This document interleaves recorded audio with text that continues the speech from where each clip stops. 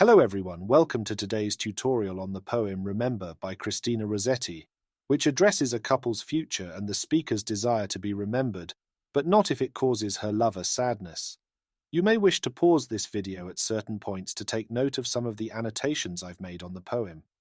In Remember, the poetic persona encourages the unseen reader to remember her after her death, and it is only near the end of the poem that the narrator changes her mind. One can assume that the narrator is Rossetti herself, and allows him to forget her. However, in the first lines of this poem, the speaker begins by asking the listener, who is presumably her lover, to remember her when she dies. This is something that she repeats several times, always hoping that he won't forget her when she's gone. Their love will remain a light in the darkness. But there is an interesting transition at the end of the poem. The speaker tells her lover that she wants him to remember her, but not if it means they're going to be sad. Lines 1 to 2.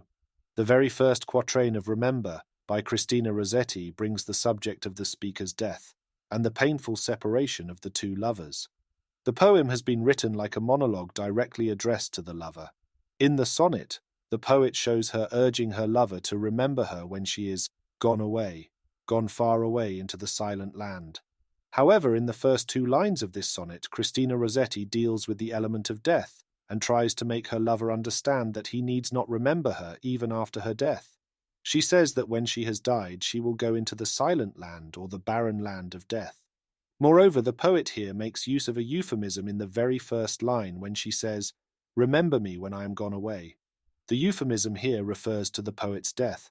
It may also be viewed as a metaphor, comparing death with the notion of undertaking a journey. This is the journey that starts from one world to the next, which of course relates to the main theme of the poem, whereas she, in line 2 of this sonnet, makes use of another metaphor when she says, "Gone far away into the silent land." It is to be noted here that the notion of eternal life is depicted as a silent land that hints at the lost connection between the dead and living, kept only in the memory that's fluid, transient, and insubstantial. While Rossetti doesn't make much use of several symbols in her poetic works, in this sonnet she makes use of the word silent land for eternal life. Here she might be indicating her Calvinist belief in predestination. Along with that, she might have also used the term silent land in place of heaven or hell, as she is not aware of which eternal life she is destined to live in. This is just her assumption. The language of this sonnet is so simple and meaningful that readers can also easily apply it to their life. The message that this sonnet wants to give is that death is inescapable, but it must not gobble up the lives of those who are still alive. Lines 3 to 4. In these two lines of Remember by Christina Rossetti, the speaker says why her lover should remember her, as at the time of leaving this earthly burden it will be impossible for him to hold her by the hand, nor can she come back from halfway and turn to bid adieu to her love. The argument is solid yet emotional. There is a sense of realism as well as the fear of death in the speaker's tone. Whatsoever the poet, by referring to holding hands, presents physical touch as a symbol of trust. Moreover, the poet wishes to turn back when she is nearing her death, as he was always there to hold her hands. They weren't ever alone on this journey. Hence, in the future, she feels sad about her lonely journey to oblivion. Lines 5 to 6. The above two lines of Remember suggest that Rossetti and her lover should have got married so that they could show their love for each other. In the above lines, the poet expects a lot from her lover, and even suggests to him that he must not grieve over her death if he cannot remember her. She implores him to remember the days when they were together, cherishing each moment of their mutual love, as she won't be there in the upcoming days after her death, when her lover can tell her about their future.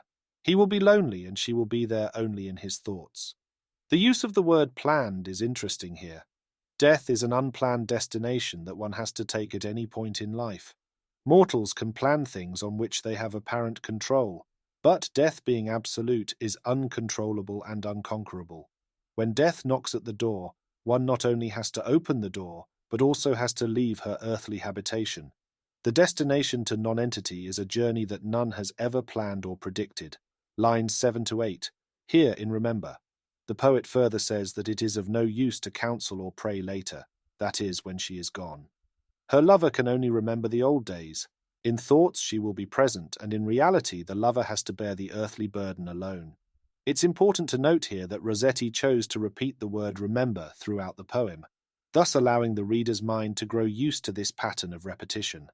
As one member fades, the other comes into play, segueing from image to image and allowing the reader to understand intrinsically, more than intellectually, the full experience of what Rossetti is asking. In the 4 stanzas, each is categorized by a single verse wherein the word remember appears.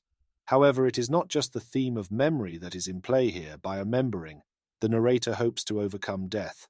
As has been mentioned in many poems of the Romantic era, the true glory of poetry was that one was made immortal through the lines written. Lines 9 to 10. One could take this poem, Remember, contextually as being spoken to a loved one while on a deathbed, which could count for the slow, lilting pace of the poem, growing slower and slower as it reaches towards the volta. The volta is a key point of the poem, a climax where the poem's central themes suddenly and almost inexplicably change, and the narrator is fine with being forgotten by her beloved. However, her opinion changes near this volta of the poem. Slowly, her words linger over the idea that yet if you forgot me for a while, it would not be a terrible thing. It would allow her lover to be happy, and the speaker overcomes her fear of being forgotten to admit that this would be an ideal situation for them. She says, what if he will forget her for a while and then pretend to remember her by grieving over her death? Lines 11 to 12. The 11th line of Remember by Christina Rossetti begins with a euphemism. Here the poet says, for if the darkness and corruption leave. In this line, death is viewed as corruption and darkness. It is like a body decaying. The poet here is very excited and says that he should not take her death and his subsequent memory as a burden to him. Moreover, the poet is anxious about her lover even after she won't be there to see or feel him. It is mere anticipation that brings out how much the poet cared for her beloved. Apart from that, the poet has thought about the ultimate many times before writing this poem. Hence, she says that her death will leave on her lover a vestige of the thoughts that once she had. Lines 13-14, therefore, in Remember, she suggests that he should better forget and smile. She continues with, better by far that you should forget and smile, than that you should remember and be sad. Here the poet gives instructions to her lover by saying that he must go on with his life and should not keep thinking about her death. Rather, he should forget and smile than remember and be sad. It is interesting to note the use of the word remember here. While acting as a quick key to the heart of the poem and making it easy to try and keep it in mind, the word loses strength upon repetition. It is as though the speaker is fading away with every reiteration of the word remember, and thus, by the middle part of the poem, the word remember doesn't have the same punch of meaning as it had in the beginning. This can be taken as the narrator losing her will to force her lover to remember her, by hook or by crook. To sum up, Rossetti had written this sonnet to her lover with the instruction and advice that he need not be upset after her death. She advises him not to remember anything about her, for she would rather know that he is happier than that he is, in a sense, dead while alive. The message of this poem must be applied by all to their lives as well, for it's the ultimate solution to handle the death of the near and dear ones. Structure. Remember is an amazing poem with simple language and a great theme. Both these features work in tandem with the rhyme scheme, thus making it sound pleasant. This sonnet's beauty lies not only in its choice of languages, but also in retaining or maintaining a somewhat complex idea. However, Remember is a 14-line sonnet that is structured with the rhyme scheme of ABBA, ABBA, CDD, ECE. The first half of the poem follows a standard Petrarchan sonnet pattern, while the second half is quite original.